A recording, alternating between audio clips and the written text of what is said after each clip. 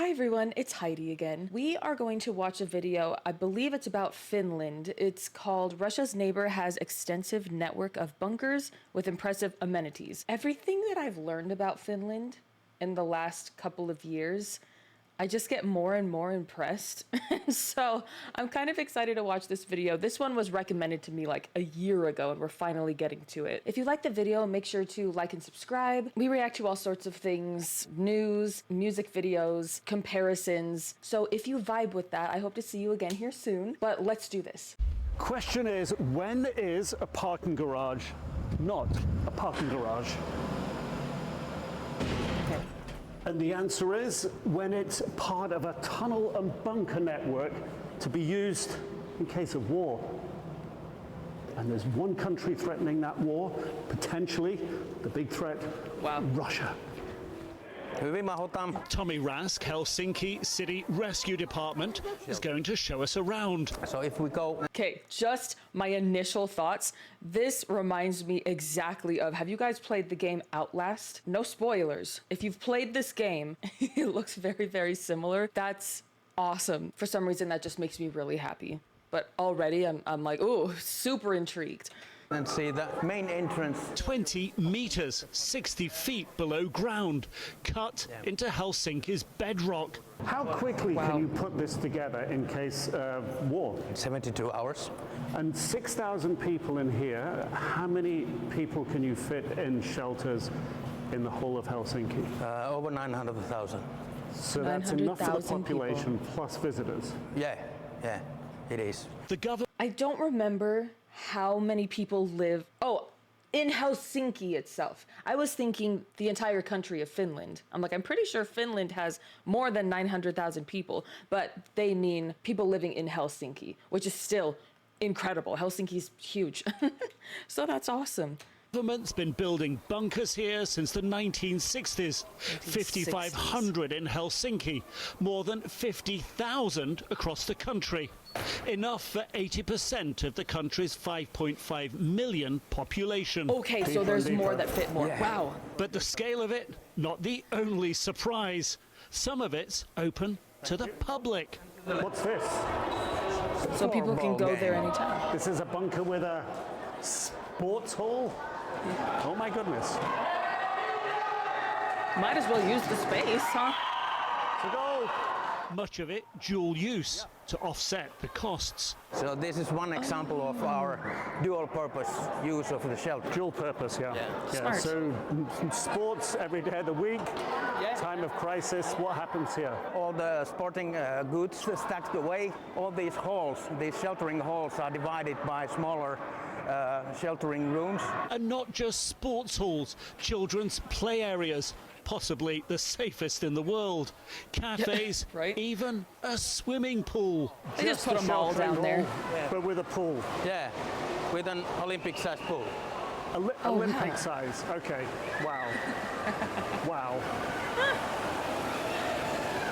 But everything here. Sorry, I love how the interviewer is, you could just tell he's so impressed already. I love that they showed that. That was really cute. This is crazy. I was not expecting it to be in use just when I read the title of the video. It's really smart financially. Like Finland.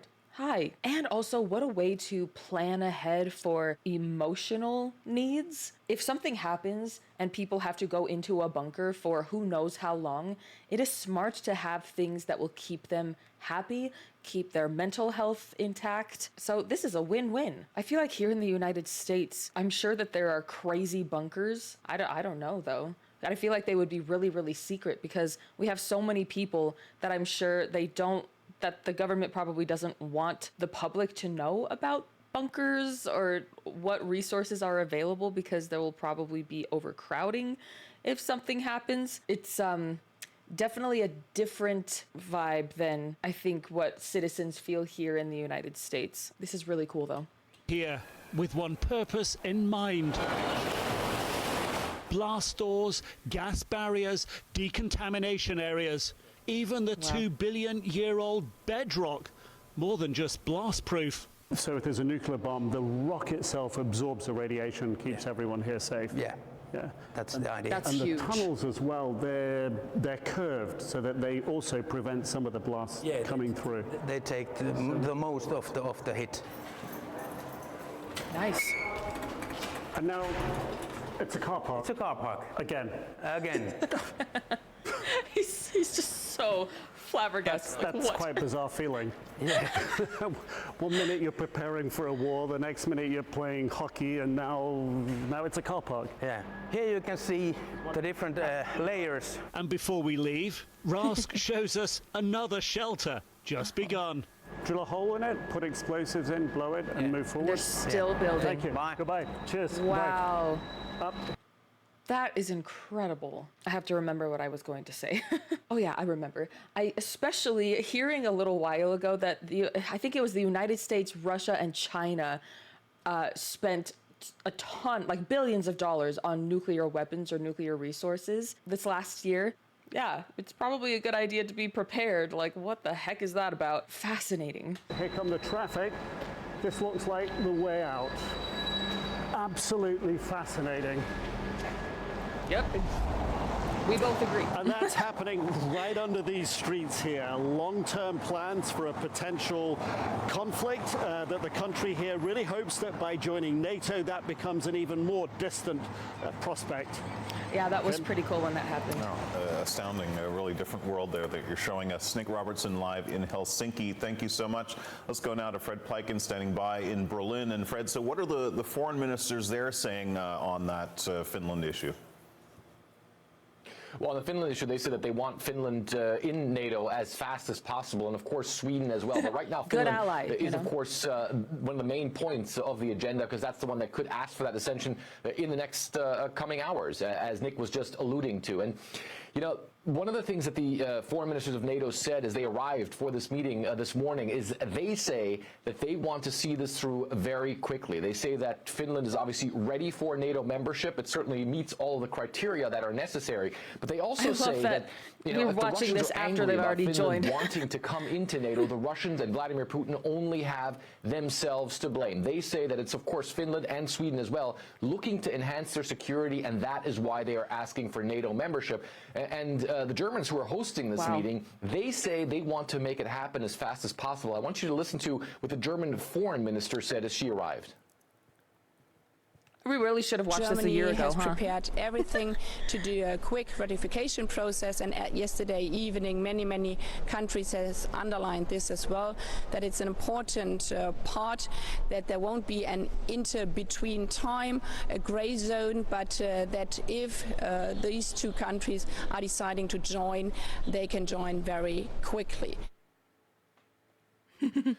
Join very quickly, she says, but of course there are still some hurdles, or one major hurdle, and at this point in time that hurdle seems to be the Turks, seems to be Turkey. Turkey is saying they are skeptical about Sweden and Finland joining NATO. They say, in the form of the Turkish president, that they believe that these places are a safe haven for terrorists, as they put it, and so therefore saying that right now they're not sure whether or not they want to support that. It's quite interesting to hear, because as we were at the arrivals earlier this morning, Kim, for this meeting, all of the foreign ministers, or most of the foreign ministers, said that they wanted to work out these issues. They believe that they could work out these issues. I tried to ask the Turkish foreign minister as he arrived as well, but he simply went on and wouldn't answer that question. So that certainly seems to be that issue that is still there, that could be a problem, but if you look at the vast majority of member nations, they certainly want to make this happen as fast as possible, and they certainly do believe that Finland and Sweden will become very, very important members of NATO very quickly. That's really awesome. I do know that Finland has joined NATO. If I remember right, has Sweden joined as well? I actually don't know if they made it in. Can you guys remind me? I mean, I'll probably Google it after this. Also, I don't really watch Fox or CNN news very often. Is CNN pretty okay? I don't know. For some reason, I know that Fox News is very Republican based, but CNN, I in my mind thought that they were kind of Democratic, which is probably the better option, but maybe they're not as one-sided political as I thought. What do you guys think? Do you guys like CNN? Do you watch it? People, I don't know. I listen to BBC News now. Maybe I'll watch some CNN too. We'll see. All right, so Fred, setting Finland aside for a second, for the foreign ministers, I guess, getting together, another chance to express their solidarity, that united front against Russia. So concretely, what might that mean? Well, it certainly means that the NATO member nations say that they are working closer together. They want to add and increase that coherence within NATO, and I didn't know we'd be talking vast about this. amount of different things that they are working on right now, because there are, of course, a lot of NATO nations and nations within the alliance that border the conflict region, that border Ukraine, or that border, for instance, Russia. We heard the Romanian foreign minister. They're obviously very worried about the situation in the Black Sea. There's fighting going on in the Black Sea, very close to the borders with Romania. Then you have the Baltic states. They're obviously very concerned about their security, being neighbors of Russia, and at the same time hearing some of the rhetoric that's coming out of Moscow. So what NATO is trying to do is it's trying to project that coherence and increase that coherence, and it's doing that on a military level, but on a political level as well, Kim. Interesting. Okay. I was not expecting them to go into the whole NATO situation. That was really fascinating. But I do remember when Finland got into NATO, and that was very exciting and kind of nerve-wracking at the same time. I remember when I found that out, I was like, oh, good for them and everybody. That's a little bit scary. Like, how does Russia feel about that? Or I don't know. And when it comes to the bunker thing, again, it is so interesting watching what other countries are doing, no matter what size. It is so interesting to watch what's going on and learn from them. What an interesting and amazing proof that Finland's government actually cares about their citizens. I know that, well, I mean, I don't know this, but I assume that there are a lot of people in every government trying to do what's best for their citizens, but I don't know. Sometimes it doesn't really seem that's the case. Sometimes it really seems like in some governments, they use their citizens as a resource rather than doing what they can to help them to thrive. But good for Finland. I wonder how far along that new bunker is now. The one that they were just starting, because it was posted 2 years ago, but super fun to see. Or is fun the right word? It's super interesting. And it's kind of fun to see what they're doing with that. It's really fascinating, and it will be fun and interesting to see what Finland does next. Thank you so much for recommending this to me like a year ago, and let me know if I should be watching something else. Until then though, I will see you in the next video. Thanks so much, guys. Bye!